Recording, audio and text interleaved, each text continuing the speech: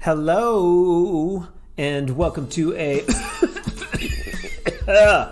Black Lung episode of the Drywall Podcast. I'm your host, Nick Harmon. With us today, Cullen Selinger of Elite Drywall. Cullen hails from Springfield, Illinois.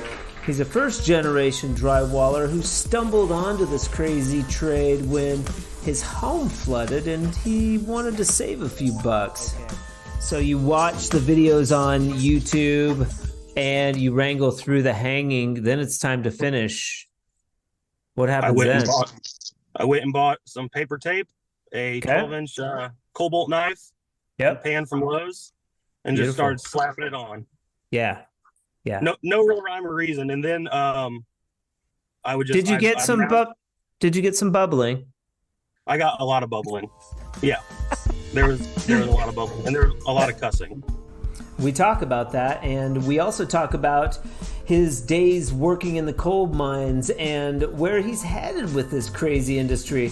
We discuss boxing strategy on the job, and this one time when he had to fix a customer's DIY project, all kinds of cool stuff. Cullen is a great guy, and I know you're going to like this one. The Drywall Podcast is brought to you by Fresco Harmony, making walls better since 2004. Guests of the Drywall Podcast will receive a swag bucket from our friends over at CSR in Toronto. And now their new location in Barrie, Ontario. We appreciate them for that. The entire video of this podcast can be watched on our YouTube page. Head over there and watch to your heart's content, and make sure and give us a subscribe as well. I could go on, but I really want to get into this episode, the 75th episode with Cullen Selinger of Elite Drywall out of Springfield, Illinois. Let's do it. You've popped up quite a bit. I know you've been, is it just the Drywall Podcast, or do you follow the Fresco Harmony as well? Oh, I follow, I follow the Drywall Podcast. I follow Fresco Harmony's page. Cool. I try to stay pretty current with everyone that's killing it in the industry right now. Thanks, man. I appreciate that. Where are you located? I'm located in Springfield, Illinois. Okay. Why the fuck didn't you come down and play with us when we were at Chad's? Man, so Sean reached out to me and said, "Hey, we're coming to Illinois to do this great fresco adventure," and he kind of gave me a lowdown. And he said, we're gonna meet Chad Hesher and Cam, and I was like, "Hey, if you guys have room, I'd love to drive down for a couple of days," but we got some news in the family that changed the dynamic of some things, and then work was just piling on.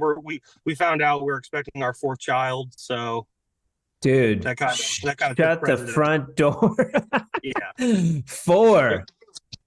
Yeah, it was not expected. Let's put it that way. It was a bit of a shock to my wife and I. Okay, and then your business name is Elite. Yep, Elite Drywall Contracting. You know what's funny about that is there's an Elite here in Albuquerque that crushes it with Fresco Harmony. Really good drywall outfit here. There's probably several Elites.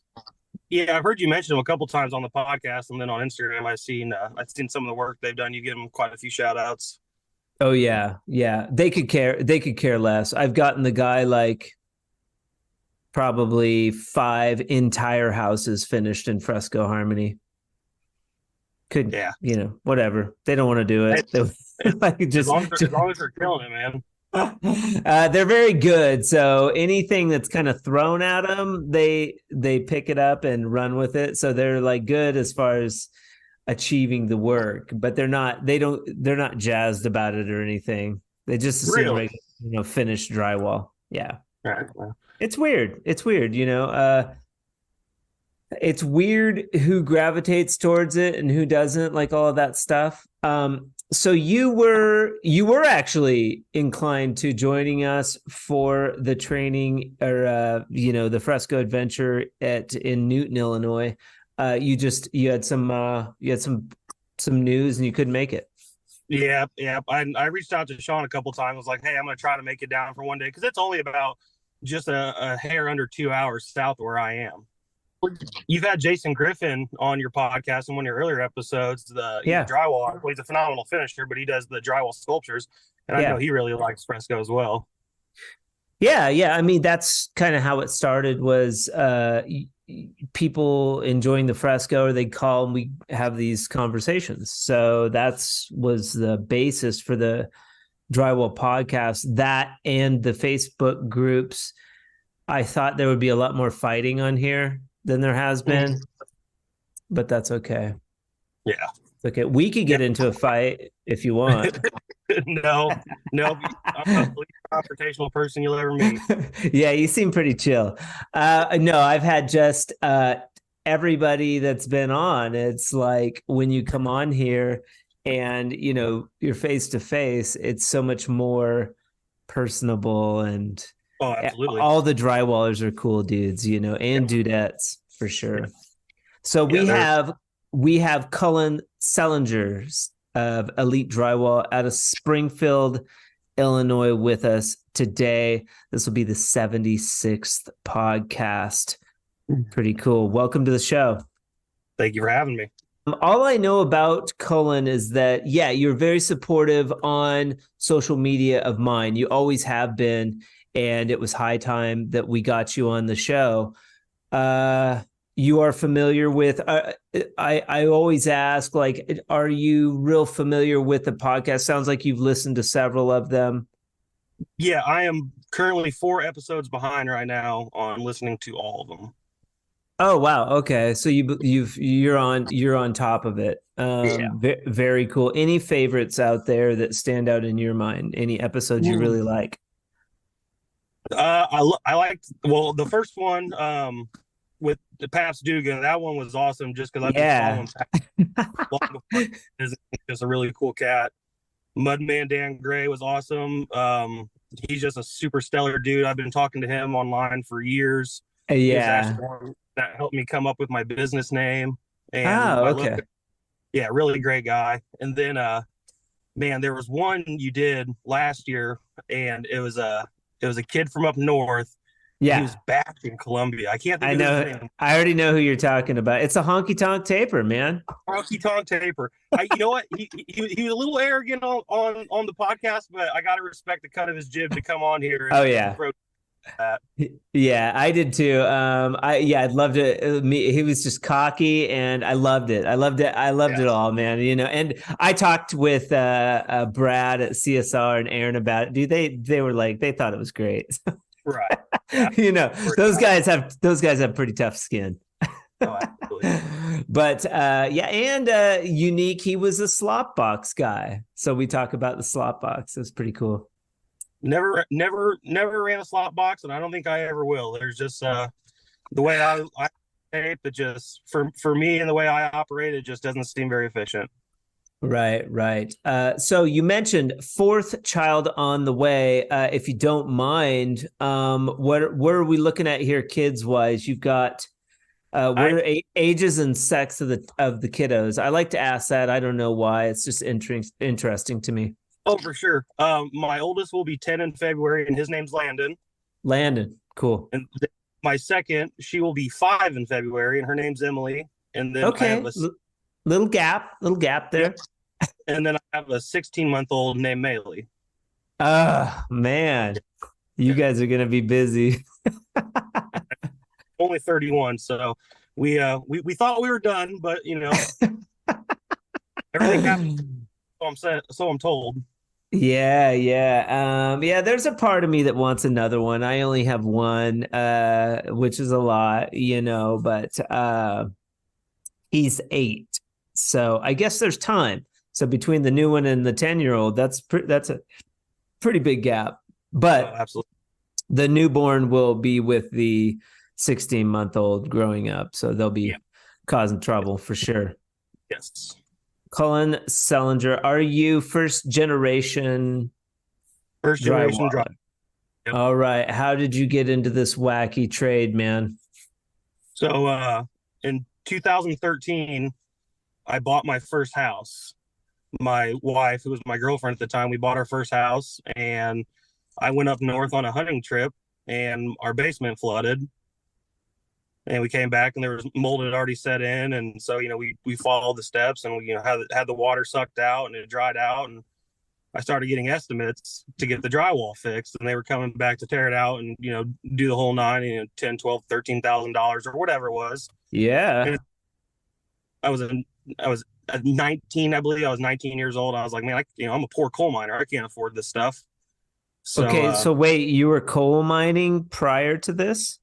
Yeah, I was a coal miner for 8.5 years. So most of my adult life, I was a coal miner. Okay. Yep, underground coal miner. All right. Wow, that's cool. Yep, it was a wonderful career, and if the industry wouldn't have went the way it did, I'd probably still be doing it to this day. I loved every second of it. That's freaking interesting. Out of Springfield.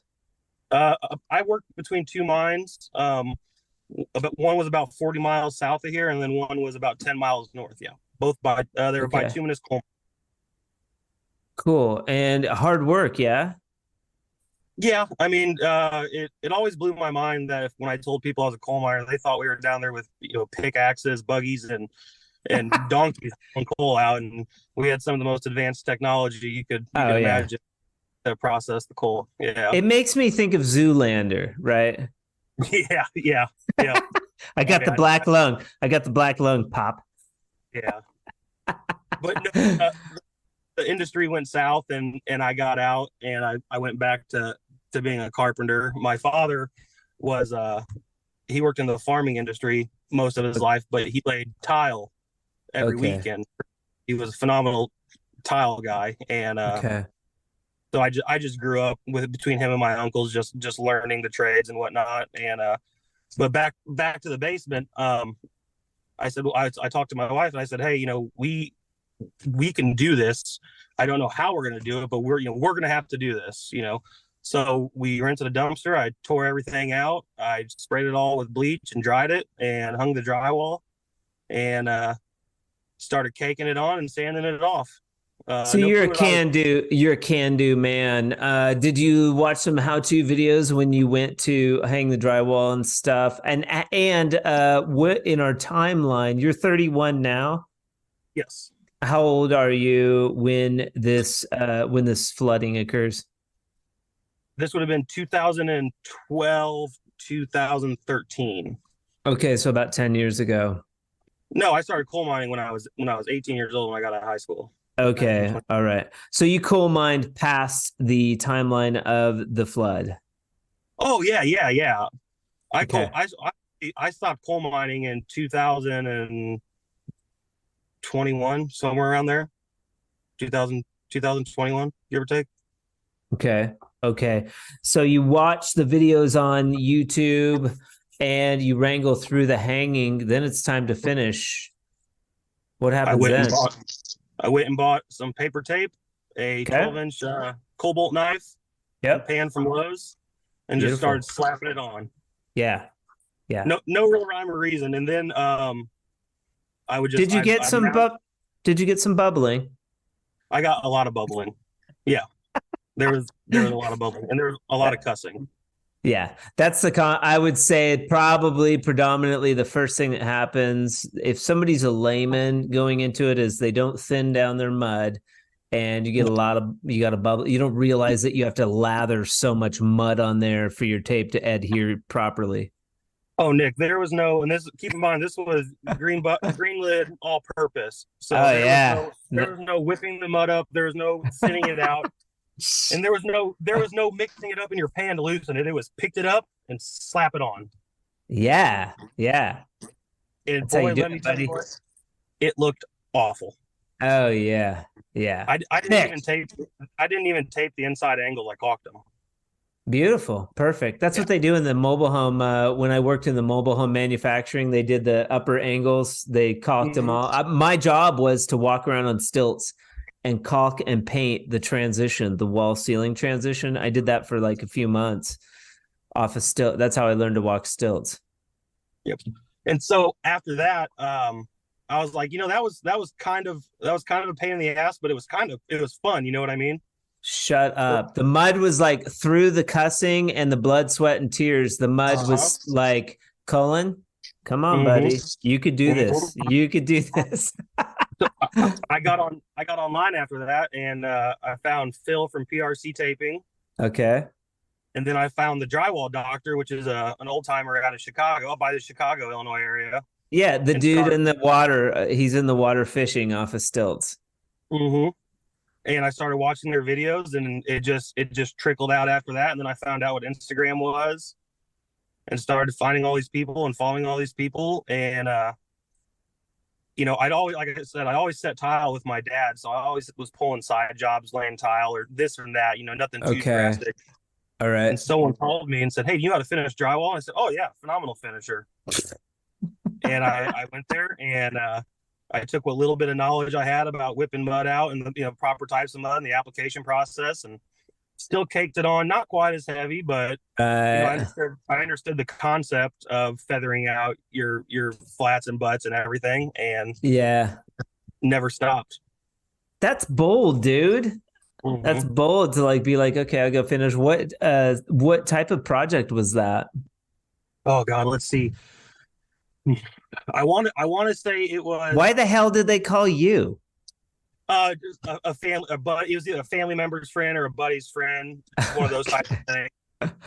And if I recall, it was they ripped out their old bathtub and put a one-piece surround it, a one-piece tub surround it, and needed the drywall hung, and then the flanges around the tub taped, which is tricky to do anyways nowadays. But for someone that had no clue what to do, I mean, I tied in vinyl corner bead with old metal corner bead, and I just shot at the hip, and ultimately it was passable. I mean, probably if I went back now and looked at it, I'd be absolutely disgusted.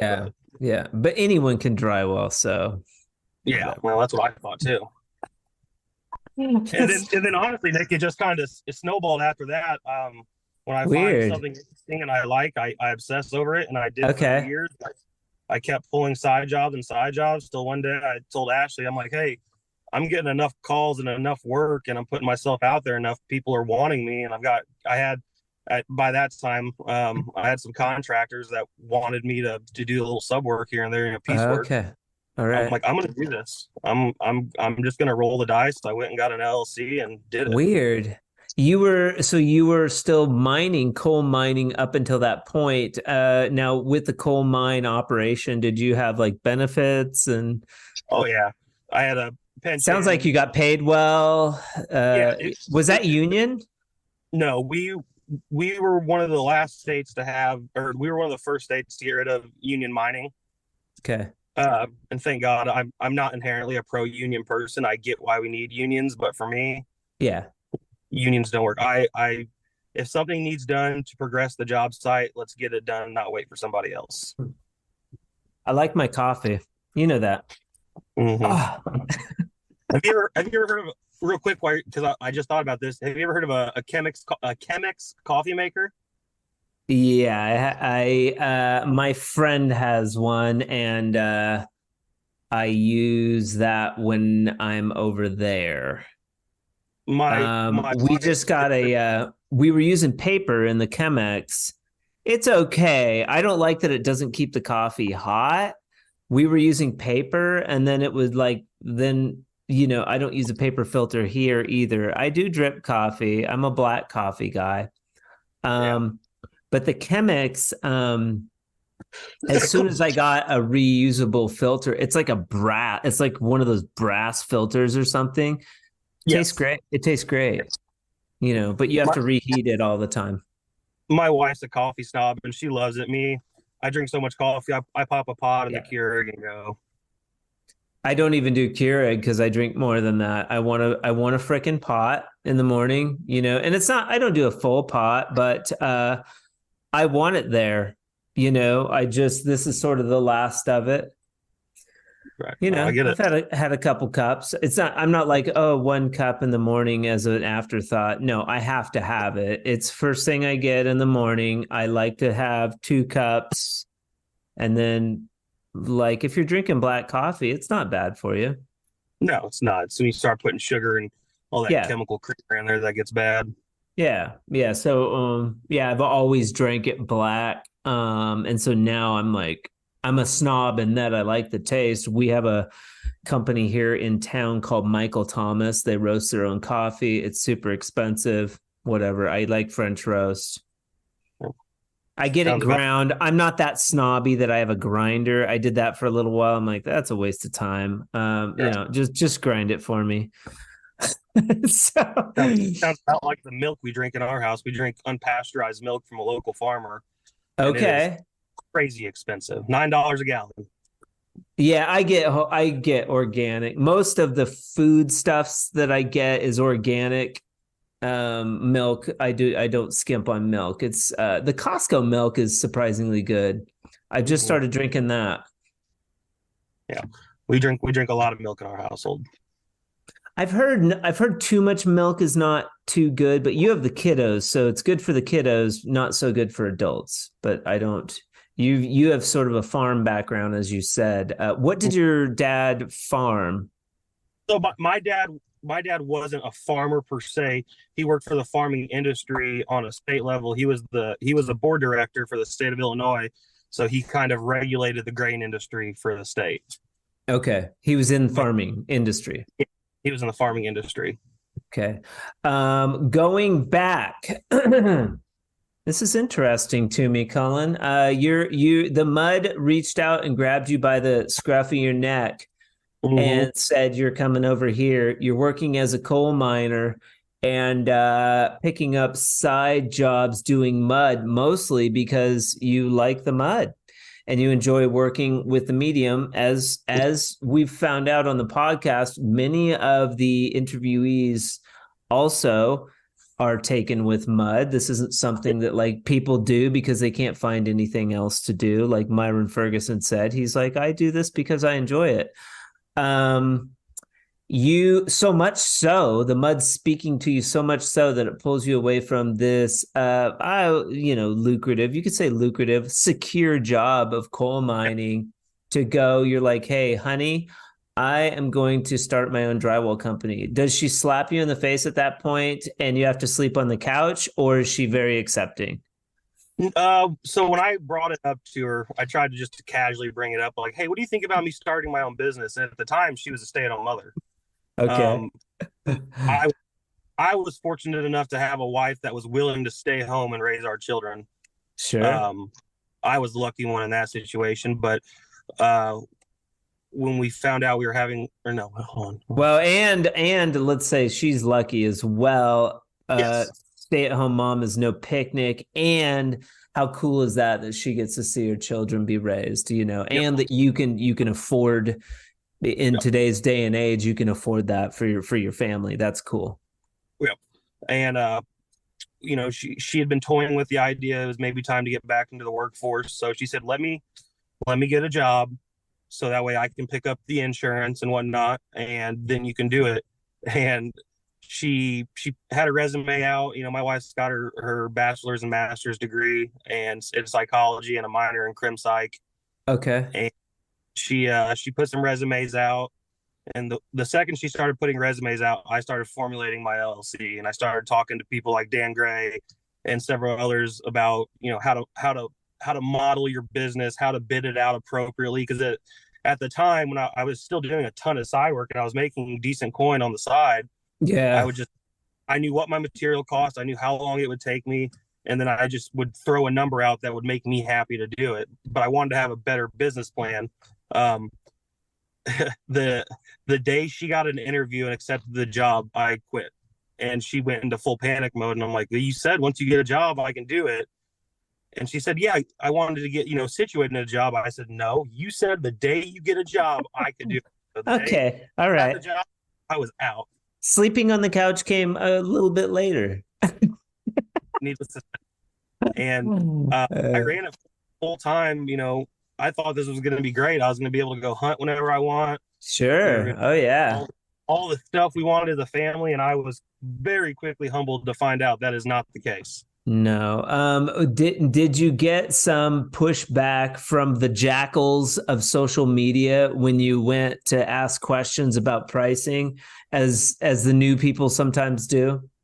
No, and that's you said it before on the podcast a dozen times. The drywall community as a whole is so receptive and opening and welcoming to people about everything. Yeah. And and Yeah. I didn't know these people at all. And I just I follow them, I like them, I would That's comment, cool. and I would shoot them a message that said, "Hey," like Chad Hester. I didn't know Yeah. Chad at all. I just found him. I messaged him on Instagram. I'm like, "Hey Chad, this is who I am. This is what I do. I have some questions about the business. You think you could shoot me a text sometime?" He called me the next Cool. day, Cool. and it was phenomenal. The community showed so much support, for a nobody, and it was so helpful. I'm glad to hear that. I really am. I think that for a little bit there, it was more challenging, but I feel like it's shifting, and we're becoming more accepting and supportive of each other in the trade. So cool because we really need that in this trade. Oh, undoubtedly. Cool. So you've got your LLC. The wife has a job. Can we get her name if you don't mind? Maybe Yeah, just yeah. first My, name. my wife's name is Ashley.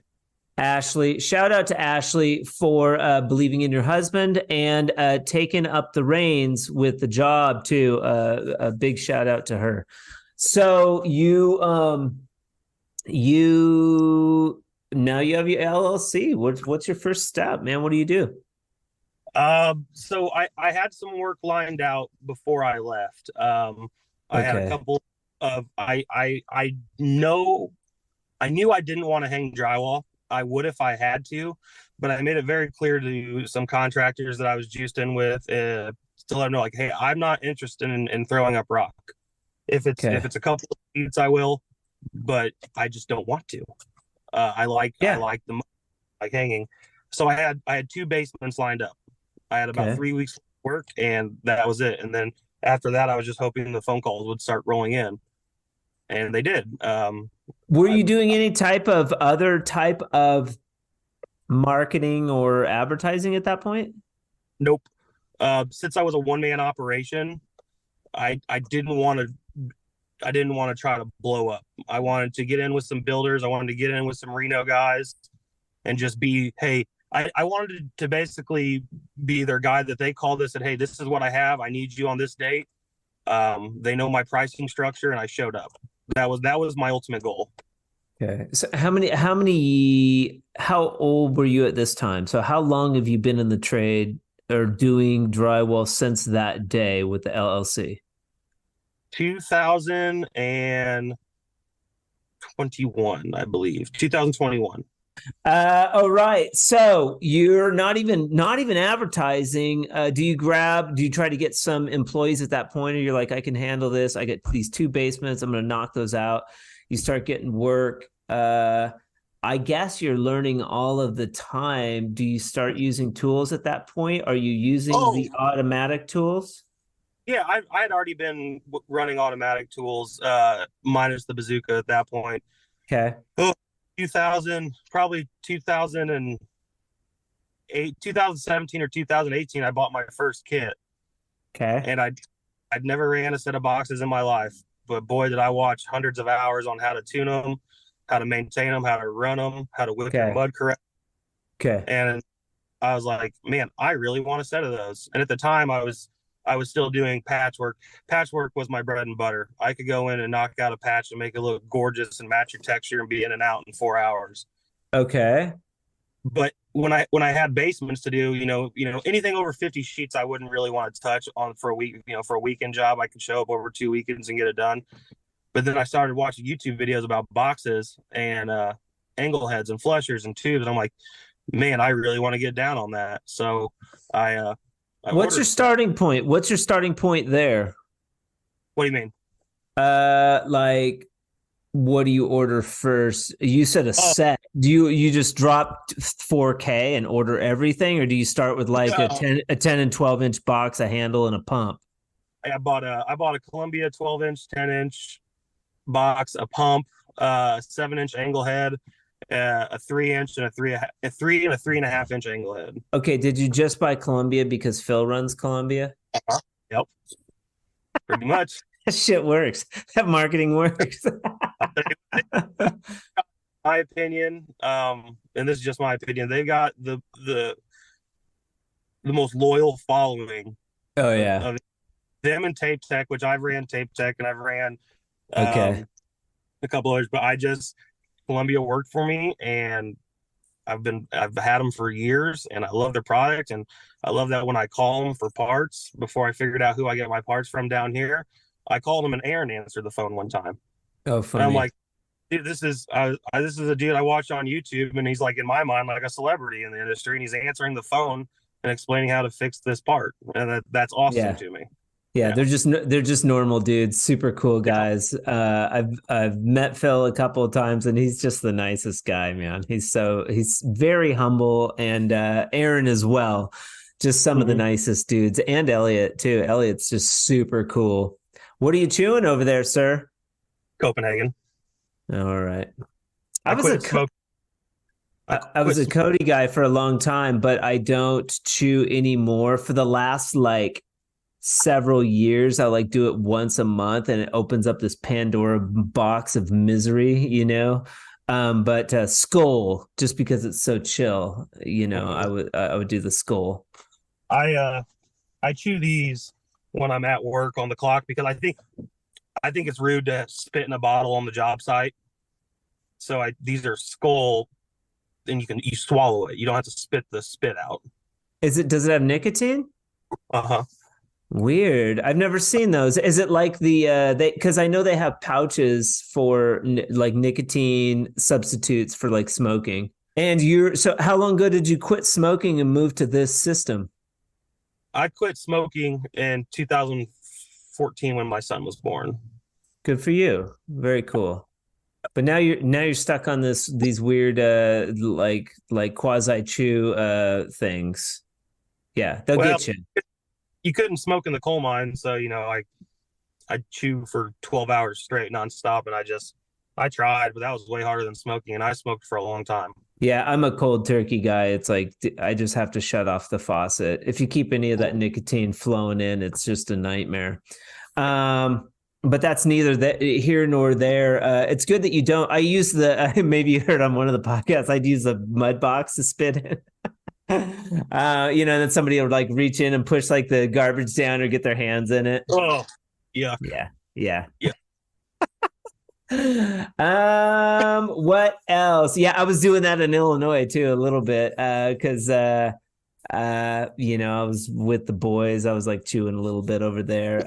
It's kind of fun to do. I try not to let the you know, the monster out of the cage though. It's like I got back home, I stopped again, and I don't recommend doing that. It's very hard. Oh, absolutely, undoubtedly. Yeah, it's not smart. I go through about a month of misery stopping again. Then after that, Columbia. So you choose Columbia tools based on, you know, Phil. Maybe they're kind of like the Apple of the automatic and semi-automatic tools in the industry. Tape Tech, though, you tried some Tape Tech. Why was that? So in our area, there's only one commercial drywall distributor. It's called Negwar Materials. Okay. And they how do you spell that? How do you spell that? Sorry. Negwer. And they're I want to say they're national, but I know they're like more Midwest, East Coast. National, I don't think they crossed the Mississippi, but I could be wrong. All right, very cool. So what was your take on Tape Tech? I thought they were, you know, back then it was hard for me to have a take on what was better versus what wasn't. Someone could have said they were bad, and I would have said, "Oh yeah, they're awful," just because that's what I heard at that time. Sure. I liked them. Yep. I don't know. I just liked Columbia. That was the first one I went with. When my boxes I needed to get another box, so I went there and picked one up that day, and I ran it, and it ran fine. But there's just something about Columbia's that I like and I'm drawn to, and I'm a very brand loyal person. Once I get something I like, I stick to it, and I try not to stray from that. Okay. All right. Very, very fine. And then, so the first tools that you got was, what were they? Two boxes, a handle, a pump. A pump, and then I got a 7-inch angle head box, and then 3 and a 3.5 inch angle head. Okay. Which, boy, that a learning curve. Yeah, the angle box is kind of a bitch. Yeah. Yeah. And even the boxes were a bitch. I thought it was going to be fill them up, run, and I was very quickly. And then I started watching the Columbia How To series, and I'd watch them over and over and over and over, and I would trial and error. I never went and bought. I bought one. I take that back. One time, I bought a sheet of drywall and started running stripes on it with different consistencies of mud. But then after the third time I'd water the bucket down, it's like, well, now this is useless. And then I switched it over and would use it on my angle heads. What shifted for you to where you feel like you were a novice versus becoming proficient with the tools? What was a key ingredient that you started doing that helped you understand the tools better? I lost my butt on a job. Ooh, that'll do it. 2 years ago. I thought I was hot shit because I figured out, and I thought I figured out how to run these boxes efficiently. Okay. And I realized, yeah, I'm filling all my bevels and I can box my butts and whatnot, but now I'm having to come back and buff all my edges, and then I'm gonna have to hand skim all this stuff. I'm like, man, I can be skimming all this with my boxes right now, and I shouldn't have to come back and buff my edges on these. So the shifting point for me was when I learned how to tune a box for the way I run, and when I could run multiple job sites in a day without having to wash my boxes and all my tools in between. There you go. It doesn't take forever to I've talked about that. Like if you know how to clean the tools efficiently, you can do it pretty quick. I'm not going to mess around with a brush and a bucket. Like I'm always going to have a hose and a nozzle. That's just smart or whatever. That's a really good tip, because I still see people like they'll run the box and then there's a dude wiping behind them, and I'm like, you shouldn't have to have that wipe guy if your tools are dialed in. Seems right. Like to me. Well, and that one thing that I learned was the mud consistency played a huge part in whether or not I had to come and wipe behind. Yeah. Yeah, that has to do with like the Christmas trees and shit like that, right? That's what I was getting ready to just say. I used to get so stressed out when I first started running boxes, my lap marks and my Christmas trees and whatnot. I would get so stressed out to make sure that there was none of that on my runs, and then I learned that I don't have to worry about that, because the next day I'm gonna come by, I'm gonna hit it with my 5-inch knife, brush it off, and then we're off to the races. Yeah, and also you're learning what you can get away with as far as the second coat on the box. There's a certain amount that it's like, all right, that's fine. That I don't have to like get crazy about sanding this coat, because I know I'm aware of what's going to cover on the next coat. Right. And which I don't sand in between coats anymore. I quit doing that a long time ago. I used to buff everything before I would go a second coat. And now I just realized, man, I wasted so many hours sanding that I didn't need to. Right. Yeah.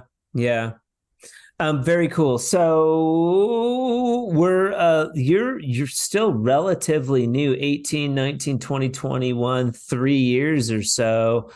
You've been running the tools now. Have you gotten employees at this point? No. Nah. So about 7 months ago, I took a step back from my business. Okay. I kept my LLC. I kept my insurance, because I still do a ton of side work, but it's what I want to do. Like, for instance, this Saturday, I've got 7 patches to go do in the house. Okay. And I'll knock it out in 6 hours. Yeah, Mudman Dan's a patch guy. Like, it's kind of a bummer, though. It's kind of a bummer that for an individual business drywall company, that it's more efficient to just go around and do patches and make money that way than to finish a house. It shouldn't be that way, but we get so beat up on price that it's not it doesn't make enough money for us to go in and finish a house. And we're going to do it better than maybe a crew who doesn't give a shit, leaves mud all over the floor, like that. I did 2 full houses while I ran my business. And the second one, I made good money on, but I stressed myself out to the max. Not because it was my fault. Oh, Nick, you're gonna like this. Okay, so do you know what a barn dominium is? Like a post frame pole barn house. Yeah. Like, okay, it was a barn dominium in a couple towns over. And I've never heard the expression barn dominium. That's kind of cool, but I do love homes that are built after that style. So I walked this house. Husband and a wife and their family built the house, and they did a very good job, and they were going to rock it. And I said, that's fine. I said, make sure you stagger your butts accordingly, so on and so forth. If there's major gaps and tons of pre-fill, that'll affect the price. And they were cool with that. Yeah. So 2 weeks and Nick, I show up at 6 a.m. on site, and there is mud and tape on all the walls. Okay. The wife came in with a roll of mesh tape, and some tree, and started caking it everywhere. Everything but the tape. She taped the inside angles and outside angles with mesh tape. Ouch. So I called them and I said, what the hell happened? And they explained, and I'm like, do you know how long it's going to take for me to take all of this out? Because it can't tape over it. And I spent 2 days ripping out angles and tape and sanding and pre-filling. And but after their ceiling, they had a 28-foot long butt joint on their ceiling. Beautiful. Oh, man. They were using butt board, right? They were using some of that butt board? No. No.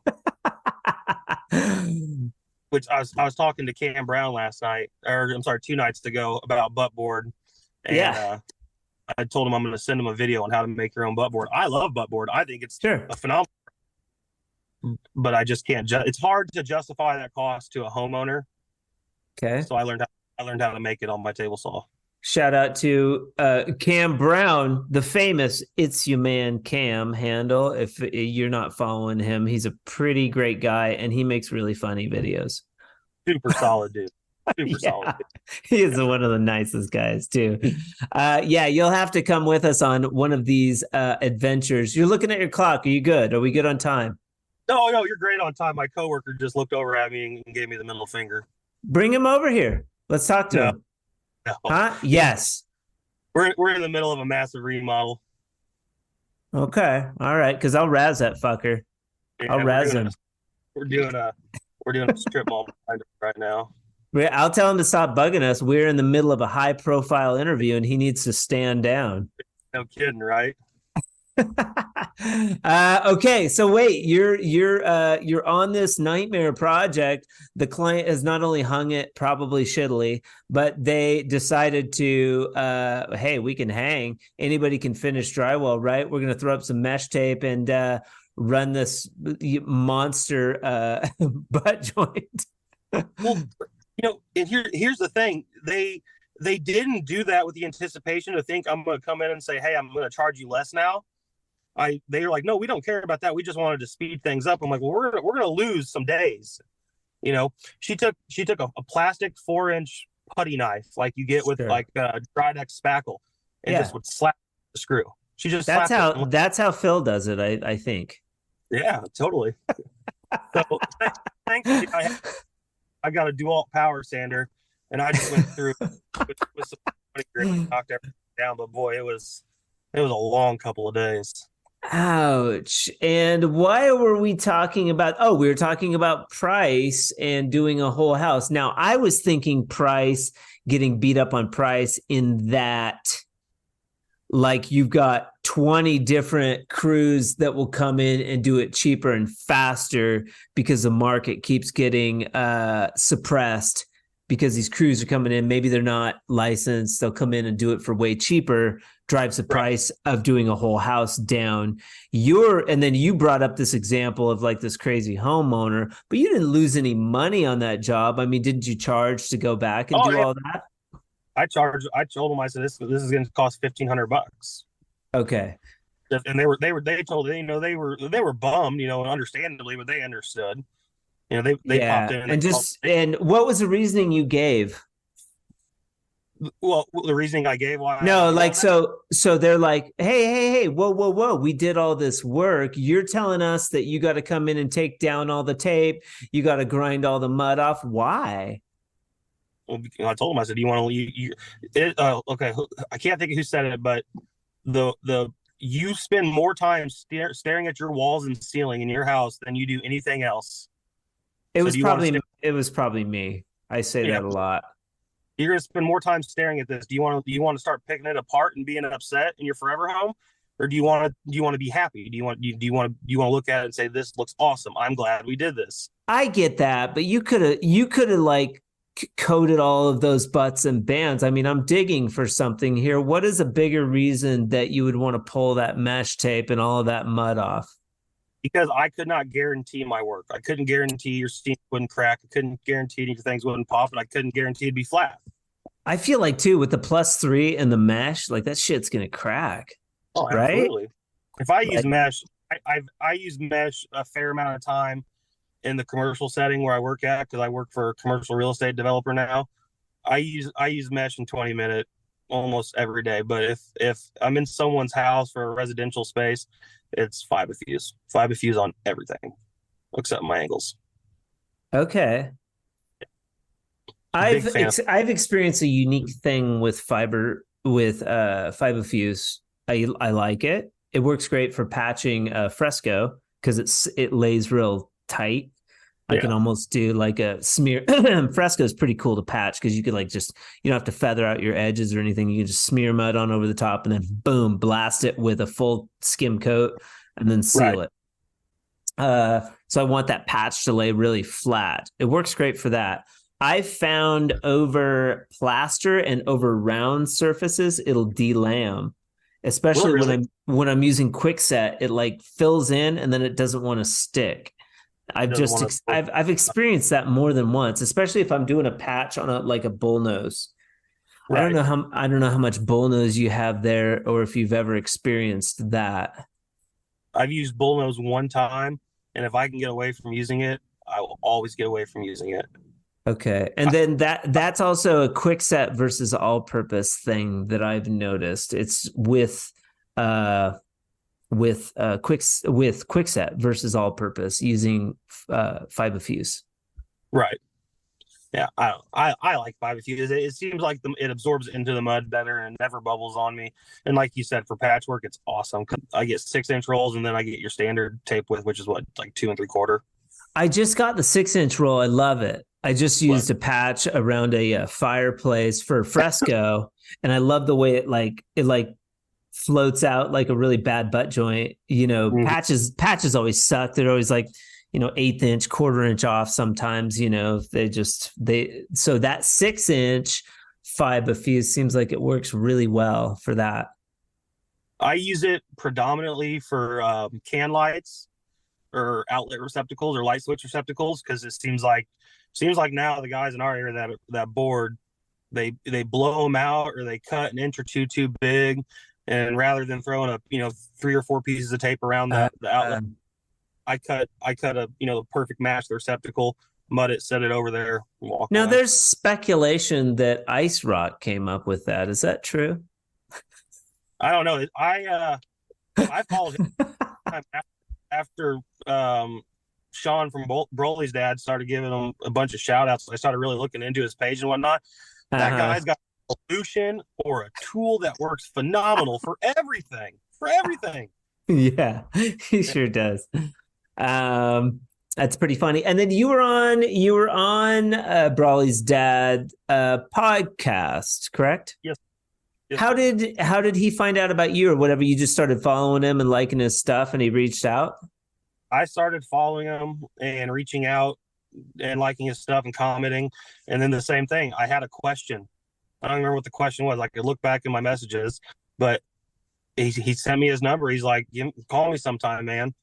And I did. And then we just started liking each other's stuff. And then that's when I started. I go on spurts of posting online my work, like even my business page. I'd say it's about 35-40% drywall work or some of my carpentry stuff, and then the rest is the wacky adventures me and my kids do. Nice. But I just started reaching out to him, and like I said earlier, he was so receptive and so open that I gravitate towards people like that, and I try to build a relative relationship to where it's like, hey man, this is awesome. Hey dude, check this out. You know what I mean? Not Smart. like we're buddies, we're online friends. Yeah. Switching gears a little bit. Do you run the fiber fuse through the bazooka? I don't run a bazooka. Oh, whoa, buddy. Whoa. We're gonna have to delete this entire interview. I thought you ran the bazooka. No, I haven't. I don't run it, and I've only ran it a handful of times. What the hell, dude? Fire that thing up. I can run it. I wouldn't say I can run it efficiently. Sure. Do you have a Predator? No, I have a level 5 bazooka. Okay. All right. No shame. Shout out to level 5. Did they send you one or something, or you bought it? Oh, I bought it. Why did you choose level 5? I bought it from a guy a couple towns over, and I got a really good deal. And again, I went to YouTube to learn how to run it. I reached out to a couple people to pick their brain on it, and it was just trial and error. But for me, even when I've got like a 50, 60, 70 sheet basement to do, you bury yourself so fast. Once you get in your little groove, even for someone like me, you bury yourself on wiping down your tapes, and you're going backwards, in my opinion, and for at least the way I operate. Yeah. 50, 60. Yeah, I would bust out the bazooka for that, but it's like kind of has to be big enough, but it's worth it. It's especially if you own one, and you're proficient at it. You've got to be quick at it. Efficiency. Yeah, because I could run out of all of the butts and fast enough that I could go back and wipe them, and then just do like 10 stand-ups and then go and do the roller, glazer, like all of that. I use a Delco Zunder banjo. Okay. For about 90% of my taping. Yeah, why do you like the Delco versus a regular banjo? Well, it's not that I like it more. It's what I have. I bought a Marshalltown when I first started getting taping tools, and I really like it. Got the metal head, and it tears paper tape really, really well. Whereas the Zunder, you got a knife to cut your tape. Right. I have one of those. I have like a metal with the open flap. I like it. It works good. Yep. But I like that I can switch to that inside corner roller real fast. Oh, okay. I've never had hiccups with it, and it works good. And I bought a holster for it, so when I'm on my stilts, I can just strap it to my leg and keep going. Who sells a holster? I don't know who sells it, but I got mine off of allwall.com. Okay. Oh, well, interesting. It's hilarious because it's got 2 straps. You put one around your waist and one around your thigh, and it looks like you got a big old gunslinger belt on your leg. Yeah, you do. You have a banjo slinger holster. It seems interesting to me that you gravitated towards the box tools, the mud, all that, but you're hesitant with the bazooka. Yeah, it's an intimidating tool. There's a lot of running parts. There's a lot of moving parts. If you don't know how to maintain it or fix it, you're dead in the water, and you're sitting on a $2,000 paperweight. Yeah, and I guess so. I think if I would have kept taping houses and maybe brought another guy on to wipe and pull tapes behind me, it would have made sense. But like I said, for me, I load that banjo up and I run all my butts. I come back, wipe them, then I start running them flat. Yeah, you get your little system down. It's hard to change, man. Right. It's a flow for me. Yeah.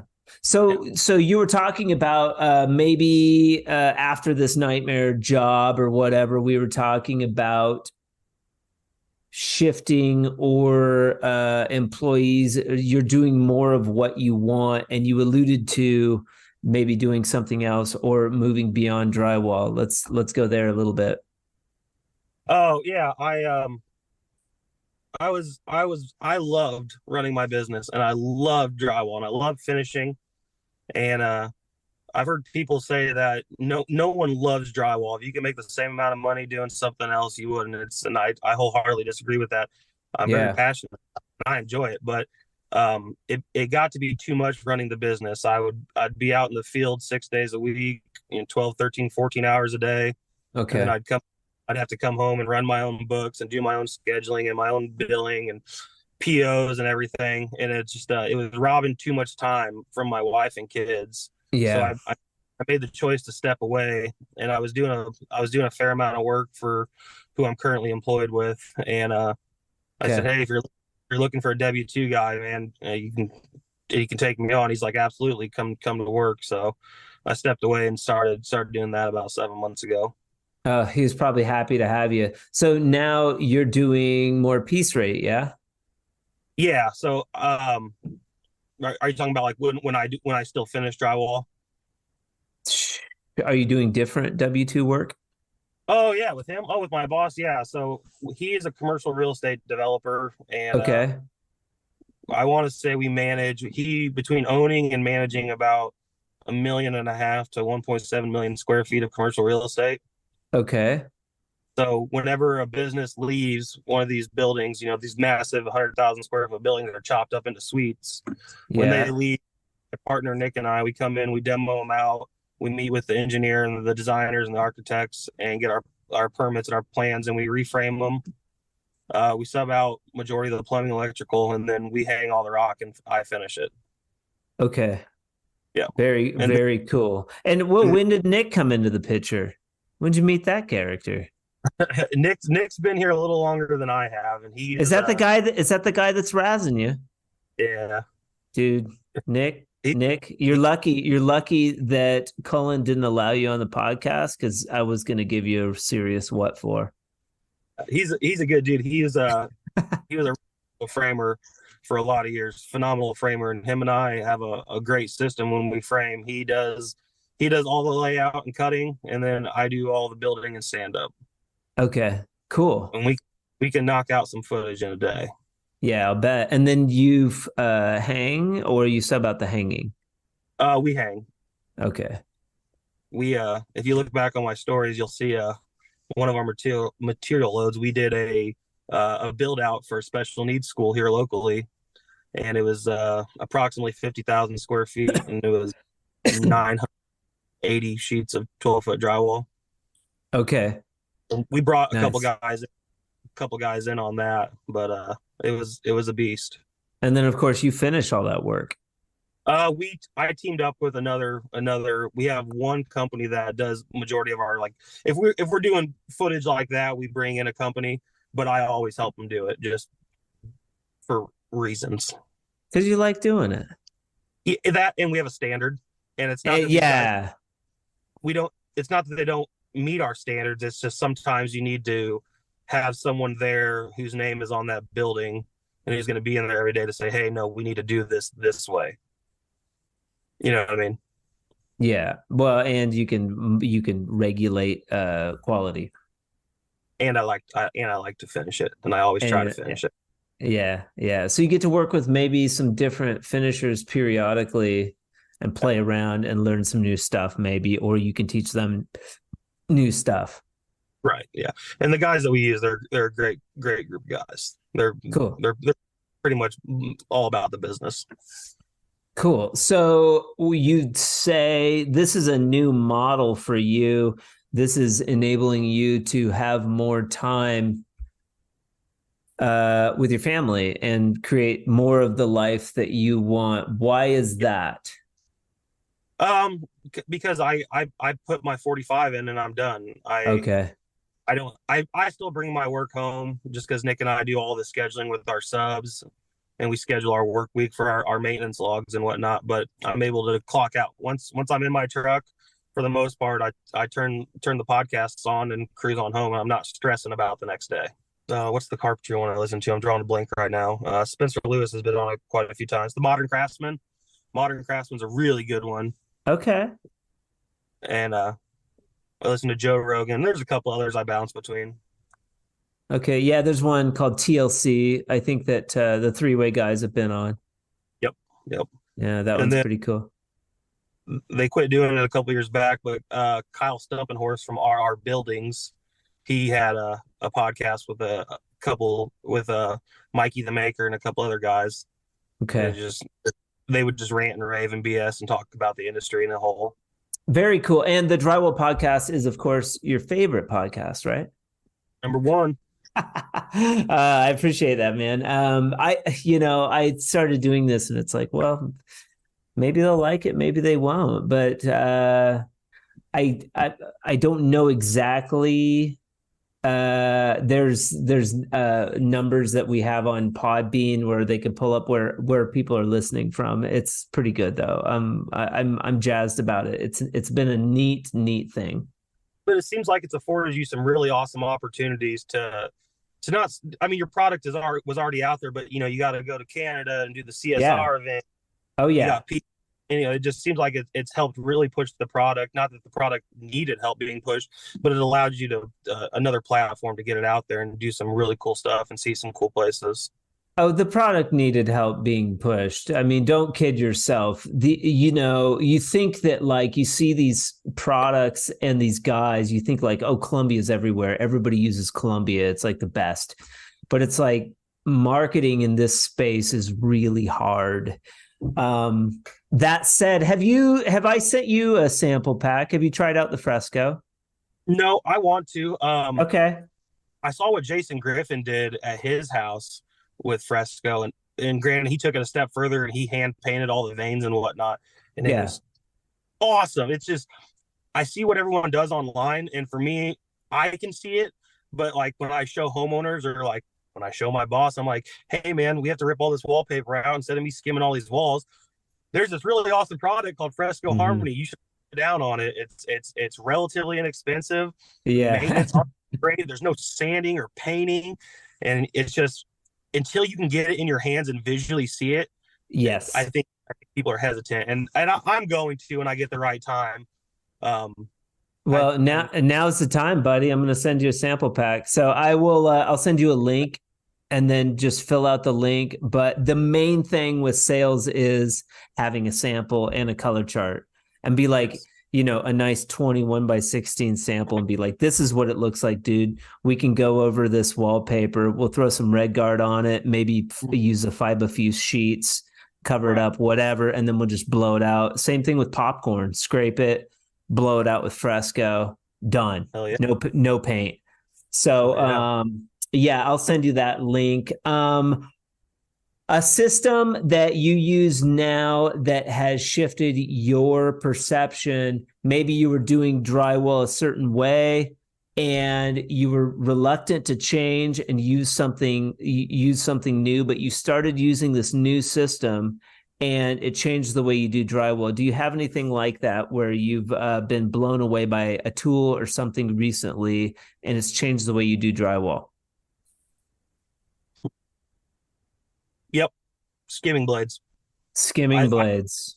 Yep, I thought they were a lot of hype, and now I cannot imagine finishing drywall without them. Why? Oh, just the time savings. Uh, The so like when I like because you're doing less strokes over the butt or something? yeah, so I use them a lot whenever I skim out walls after ripping out wallpaper. I roll Okay. I'll fill in all the gouge marks and whatnot, and then I'll come back and I'll roll on some +3, and Okay. instead of using my hawk to wipe them down, or my trowel to wipe them down, I'll use my 32-inch skimming blade. Okay. It, That makes it sense. it gives a much cleaner finish. So for Although you should, skimming a wall specifically, it's quicker. yeah, yeah, Okay. skimming wall butt joints on nasty butt joints. Yeah. I've got opinion on them. Although I do use them a lot, sometimes it's just an extra tool to carry around and clean and watch out for when I can just do it by hand and spend an extra minute or two. Okay. And you're And using the level 5 skimming blades, I assume? no, you're watch the rabbit punches. No, I've got the Columbia ones. You got the Columbias. Okay. Did you get like that? They have this beautiful like kit with like 4 or 5 skimming blades in it. No, I bought them piece by piece. Okay. I've got an 18 and a 32 inch. Okay. Yeah, because under 18, you're just going to go to your 14-inch broad knife. Yeah. Okay. Yeah. Which all right. I run about a 70-30 split between pan and knife and hawk and trowel. Okay. All right. Interesting. You are one of the few interviewees that runs both pan and knife and hawk and trowel. That's cool. And I hold my trowel upside down from the traditional way of holding it. And so instead of having the hook of your handle on your index finger, I run the open index finger. Okay. You run it upside down always. Yeah, always. Why? And there's a YouTube page and Instagram page called the Drywall Gangsters. Yeah, I've heard of them. And that's how they ran it. And so when I wanted to learn how to run hawk and trowel, that's how they held it. And so that's how I started holding it. And I've tried to run it the other way. When I cut in backwards, I flip it upside down because when I run the trowel, when I'm skimming walls, I only use one side of my trowel. A lot of people do this back and forth. I only use one side. So when I go to run the inside angle, I flip it upside down and pull out the inside angle. And I'm always running one side because I'm only cleaning one side. So if you clean the back side of your trowel, it keeps your inside angle nice and clean. Super crispy. Yeah. Do you run both sides of your trowel or just one side?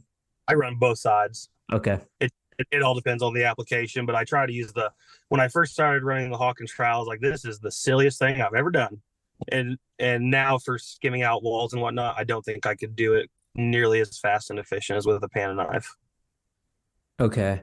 Yeah, me too. I like if I'm doing drywall type stuff, I'll use a pan and a knife. I use a pan and a knife for like a patch.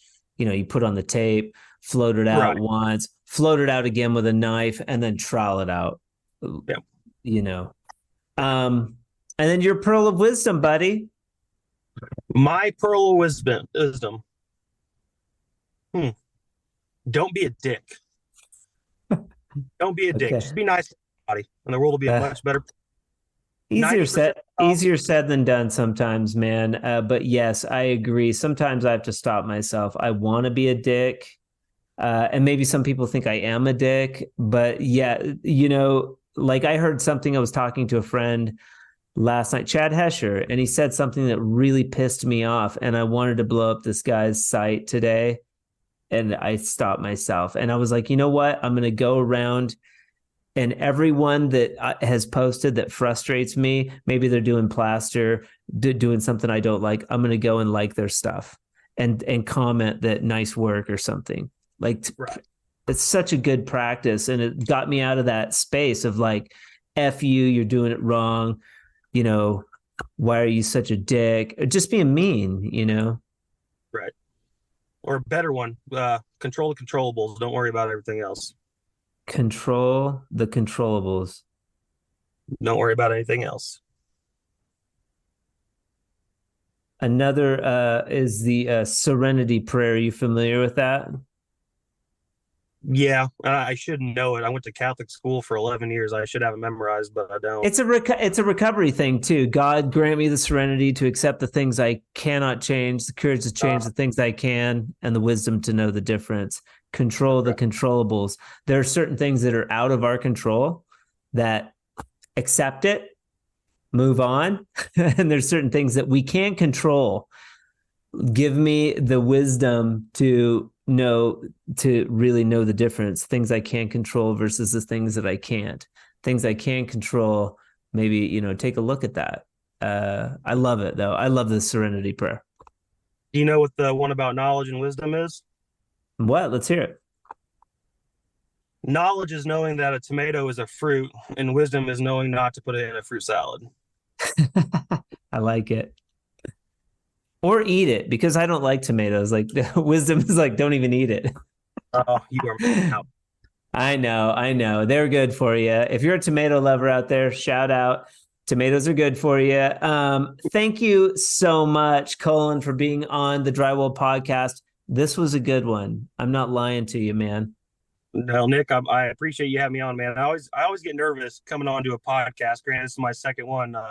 You've had so many awesome finishers, men and women alike, just really great people. And then I get asked to come on. It's like, what am I going to say, or what do I have to offer to this community that's afforded me so many great things? And I really appreciate it, dude. And keep it up. I look forward to it every week to hear these. I appreciate it so much. And thank you so much to Cullen is one of those guys in his page that's always liking my stuff. That's why I reached out. I was like, this guy is always popping up, man. Make yourself known on social media. If you're scared or nervous to post something, just post it, man. We all want to see what you're up to, and it builds community.